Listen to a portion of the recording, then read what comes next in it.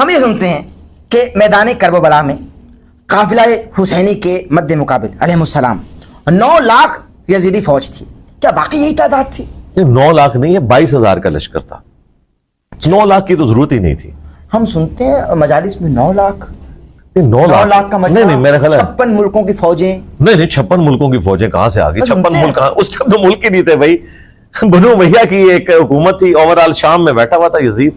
22,000 کا لشکر تھا، یعنی 9 لاکھ نہیں تھا. اور وہ بھی امام حسین علیہ السلام جنگ کرنے کربلا نہیں گئے تھے. وہ تو اپنی فیملی کے ساتھ شفٹ ہو رہے تھے کوفہ میں.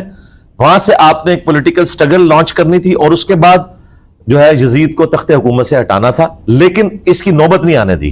یہ آپ شیعہ اور سنی پبلک کو ایجوکیٹ کریں. بعض آج کل لوگ کہہ رہے ہیں کہ آپ ڈنڈے اٹھا کے فلسطین چلے جائیں اور یروشلم فتح کروا لیں، تو ان کو بھی بتائیں کہ بھائی یہ آپ جو نظریات اور عقائد بتا رہے ہو یہ بالکل غلط ہے، ایسے نہیں ہے. بالکل صحیح ہے. ٹھیک ہے، بالکل ٹھیک ہے. حضرت حسین ابن علی جو ہے وہ جنگ نہیں لڑنے گئے تھے، وہ شفٹ ہو رہے تھے کوفہ. وہاں سے انہوں نے سٹرگل لانچ کرنی تھی، جنگ ان کے اوپر مسلط کر دی گئی. کربلا میں جنوں کی فوج بھی آ گئی تھی اور ان کا سردار ظافر جن بھی سرکار حسین سے منتیں کرتا رہا کہ مجھ کو اجازت دیجیے. پتہ نہیں جی، ہمارے علم میں تو ایسی کوئی بات نہیں. ظافر البتہ المعجم الکبیر طبرانی میں ہے، ام سلمہ نے جنوں کا نوحہ سنا تھا حضرت حسین کی وفات کے اوپر، وہ رو رہے تھے. امام حسن علیہ السلام محمد و علی کے بیٹے، ان کے جنازے پر تیر برسائے گئے. تیر برسانے والا کون تھا؟ بنو امیہ کے لوگ تھے. وہ نہیں چاہتے تھے یہاں آپ اسپیسیفک نام لیں. بنو امیہ کے لوگ یہ کیا؟ مروان کو گورنر مدینے کا بنانے والا کون تھا؟ حضرت معاویہ رضی اللہ تعالیٰ عنہ. تو الٹیمیٹلی یہ سارے تیر برسانے ان پر نہیں پڑتے؟ نہیں، انہوں نے تو یہ نہیں کہا کہ آپ تیر برساؤ، لیکن ظاہر ایک فری ہینڈ تو دیا ہوا تھا، تو بدماشی تو کرتے تھے. امام حسن کے ساتھ حضرت معاویہ پوری زندگی حسن سلوک کرتے رہے. انہیں مال غنیمت میں جو خمس تھا وہ دیتے رہے. یہ شیعہ بھی مانتے ہیں. باقی چند ایک معاملات میں اگر مس ہینڈلنگ ہوئی ہے وہ ایک الگ بات، لیکن اوورال حسن و حسین کے ساتھ ایٹیچیوڈ حضرت معاویہ کا بہت اچھا تھا.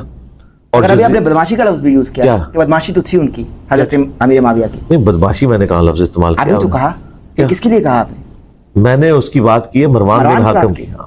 تو مروان کو بدماش بنانے پر کس نے مجبور کیا نا؟ ظاہر ہے گھیرا تنگ کرنے کا کس نے کہا؟ اس میں سے نکالنا کیا آپ نے؟ نکالنا کچھ نہیں ہے، لیکن لوگوں کو ظاہر ہے کہ آپ رضی اللہ بھی کہتے ہیں نا. جو رضی اللہ تو ہم نے صحابیت کی نسبت کی. سوال لے لیجئے.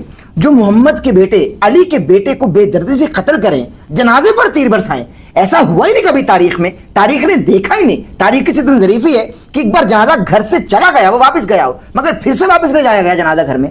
ہمیں یہ تو بتائیے کہ تیر اگر برسائے گئے تو وجہ کیا تھی؟ کیوں تیر برسائے گئے؟ اور تیر برسانے والے کو رضی اللہ کہا جائے، یہ دوہرا معیار ہے. دیکھیں پہلی بات ہے، آپ جیسی سچی شخصیت سے یہ تقاضا نہیں کیا جا سکتا.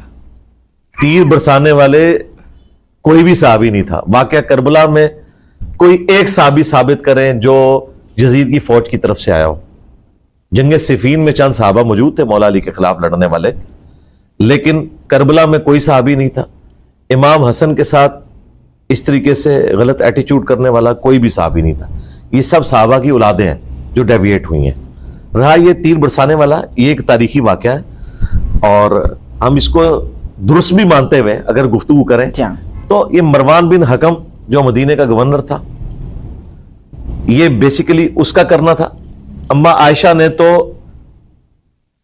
حجرہ رسول میں امام حسن کو دفن ہونے کی بھی اجازت دے دی تھی. اچھا جی بالکل. اہل سنت کے ہاں اگر آپ نے پوری تاریخ پڑھنی ہے پھر ہمارے اہل سنت کے ہاں تو یہ تاریخ میں لکھا ہوا ہے. لیکن مروان نے مخالفت کی. ٹھیک ہے، جنازہ بھی مروان نے پڑھایا. اگر مروان کے کچھ رشتہ دار بھی بتائی جاتے ہیں جناب سیدہ عائشہ سے، کیا شیعہ بتاتے ہیں؟ پتہ نہیں کون سی رشتہ داری ہے. ہمیں تو یہ پتہ ہے انہوں نے مروان کو کہا تھا کہ تیرے اوپر اور تیرے باپ کے اوپر لعنت کی تھی نبی علیہ السلام نے. بالکل صحیح، بالکل. ان کا تو حضرت معاویہ کے ساتھ بھی ایٹیچیوڈ بہت سخت تھا حضرت عائشہ کا. وہ تو مسند احمد میں حاکم میں موجود ہے کہ تو ڈرتا نہیں اس بات سے کہ میں کوئی بندہ مقرر کروں اور تجھ پہ چھپ کے حملہ کرے، جو کچھ تو نے حجر ابن عدی کے ساتھ کیا. تو حضرت عائشہ تو جب انہیں پتہ چل گیا تھا جنگ جمل کے بعد کہ یہ سب کچھ حکومتی معاملات میں ایک ڈیویشن ہو رہی ہے، تو پھر انہیں پوری گیم سمجھ آ گئی تھی. علی بھائی یہیں سے سوال، حجر ابن عدی سے سوال، یہ ہے نہیں سوال لیکن یہ کرنا چاہتا ہوں. وہ یہ تو بھائی پھر سوال ختم نہیں، بس آخری محرم میں کبھی بات کریں. سوال ہی دو آخری ہیں، سوال ہی دو آخری. محرم میں پھر بلا لیجیے گا نا، پھر محرم میں آ کے کروں گا. آخری دو سوال یہ بتائیے کہ جناب حجر ابن عدی کے آخری الفاظ یہ تھے کہ معاویہ قیامت کے دن میں تیرا گریبان پکڑوں گا. ہاں جی، پولیس رات پہ ملاقات جی ہاں. ملاقات جب ہوگی تو گریبان پکڑوں گا. یہ حجر ابن عدی کے الفاظ ہیں. تو اگر جناب میرے معاویہ جنتی ہیں تو جنتی کا گریبان پکڑے گا بھائی؟ قرآن میں تو آیا کہ جب ہم اہل ایمان کو جنت میں داخل کریں گے تو جنت میں داخل ہونے سے پہلے ان کے دل میں جو ایک دوسرے کے بارے میں غل ہے وہ نکال دیا جائے گا. ٹھیک ہے. تو یہ ان جنرل موجود ہے کہ وہ جو غل ہے، ایک دوسرے کے بارے میں نفرت ہے، وہ اللہ ہی نکال سکتا ہے، انسان نہیں انسان کے دل سے نفرت نکال سکتا. ظاہر ہے. اسی طریقے سے المصنف ابن ابی شیبہ میں ہے کہ میں امید کرتا ہوں کہ جنگ صفین میں میرے ساتھی جو شہید ہوئے وہ جنتی ہیں اور معاویہ کی طرف سے آنے والے بھی جنتی ہیں. پھر اللہ کے حضور مقدمہ میرے اور معاویہ کے درمیان طے پائے گا. تو ایسا ہو سکتا ہے اہل ایمان کے درمیان کوئی چیز آ جائے. مصنف ابن ابی شیبہ میں فضائل صحابہ احمد بن حنبل کی کتاب میں کہ سورہ ہجر کی آیت نمبر 47 کے کانٹیکسٹ میں حضرت علی کہا کرتے تھے کہ میں اللہ سے امید کرتا ہوں یہ آیت میرے، طلحہ، زبیر اور عثمان کے بارے میں ہے کہ اللہ تعالیٰ جنت میں جانے سے پہلے ہمارے دلوں میں ایک دوسرے کے بارے میں اگر کوئی غل آ گیا وہ نکال دے گا اور ہم جنت میں آمنے سامنے تختوں پر بیٹھے ہوں گے. تو انسان ہے نا، انسان اپنے دل سے کسی کے بارے میں کوئی چیز خود نہیں نکال سکتا، اللہ ہی نکال سکتا ہے. مرے ہوئے کے بھی ظاہر ہے، جو دنیا سے چلا گیا اس کے بھی ظاہر ہے. انسان کچھ نہیں کر سکتا نا، اپنے اوپر قادر تو نہیں ہے. ٹھیک ہے. صرف زبان پہ کنٹرول کر سکتا ہے، وہ ہم نے آج تک کیا ہوا ہے اللہ کے فضل سے. رات دل کا معاملہ تو ہم کہتے ہیں، لوگ ہم سے پوچھتے ہیں کہ کیا آپ حضرت معاویہ سے محبت کرتے ہیں؟ ہم کہتے ہیں بالکل. جتنی مولا علی حضرت معاویہ سے محبت کرتے تھے نا اتنی ہم بھی حضرت معاویہ سے محبت کرتے ہیں. بہترین جملہ دیکھیں یہ چھکا ہم سے پہلے یہ کسی کے دماغ میں نزول نہیں ہوا تھا. میں نے کئی ایک سوالات ان کو قیامت تک کے لیے دفن کر دیا اور یہ یقین کریں یہ اہل بیت سے میری محبت ہے کہ اللہ کی گہری مدد میرے ساتھ آتی ہے.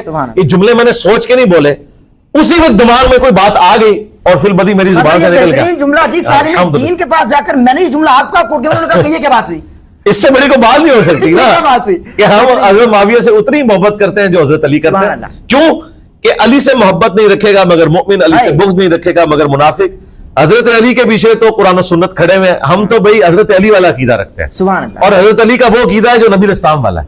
سبحان اللہ. ہاں جی، یہ مسلم میں حدیث ہے. حضرت علی جب 100 اونٹ لے گئے نا یمن سے حجۃ الوداع کے موقع پر، تو حضرت علی نے سے نبی اسلام نے پوچھا بھائی تو نے کیا نیت کی تھی؟ حج قران کی ہے تمتع کی؟ انہوں نے کہا میں نے کوئی نیت نہیں کی تھی، میں نے کہا تھا جو میرے نبی کی نیت وہی میری نیت. پھر کہا اب تمہیں جو ہے احرام نہیں کھولنا. حضرت علی کا تو اوڑھنا بچھونا یہ تھا کہ جو حضور کا عقیدہ، اور ہمارا عقیدہ یہ ہے کہ جو علی کا عقیدہ وہ ہمارا عقیدہ. سبحان اللہ. امام محمد مہدی جب آئیں گے ان کے ہاتھ میں علم ہوگا، علم کا رنگ کیا ہوگا؟ کالا سیاہ ہوگا. جو اہل بیت میں سے امام محمد مہدی علیہ السلام کو سپورٹ کرنے کے لیے خراسان سے جھنڈے نکلیں گے، وہ کالے سیاہ جھنڈے ہیں. مسند احمد میں حاکم میں روایت تو اگر شیعہ اپنے چھتوں پہ اگر اسی نسبت سے سیاہ علم بلند کر لیں تو کوئی برائی تو نہیں اس نسبت سے تو کیا نہیں کیا ہوا. دوسری بات یہ کہ شیعہ کا جھنڈا تو ریڈ ہوتا تھا، کالا تو اب بنایا انہوں نے، پہلے تو ریڈ ہوتا تھا. آپ پرانے ابھی بھی امام حسین علیہ السلام کے گھمت کے اوپر ریڈ کلر کا جھنڈا، ہاں تو وہ ریڈ جھنڈا چلا تھا. یہ تو سیاہ جھنڈے نے تو شیعہ کی جدوجہد کو نقصان ہی پہنچایا. مگر علی بھائی ایک سوال ہے کیونکہ یہ غم کی طرف چلے گئے بجائے جدوجہد کرنے کے. بل پھر بھی سنیوں سے زیادہ دلیر ہیں جدوجہد میں، دلیر ہیں بالکل دلیر، لیکن نسبت سے رکھا جا سکتا ہے ویسے امام محمد مہدی کی نسبت سے سیاہ جھنڈا. جب امام محمد مہدی آئیں گے تو پھر دیکھیں گے. اس طرح کی ہمیں کوئی قرآن و سنت میں دلیل نہیں ملی کہ آپ نے پہلے جھنڈا لگا کے رکھنا ہے، ورنہ تو مولا علی نے بھی لگا لیا ہوتا کہ مہدی کا انتظار ہو رہا ہے. صحیح ہے.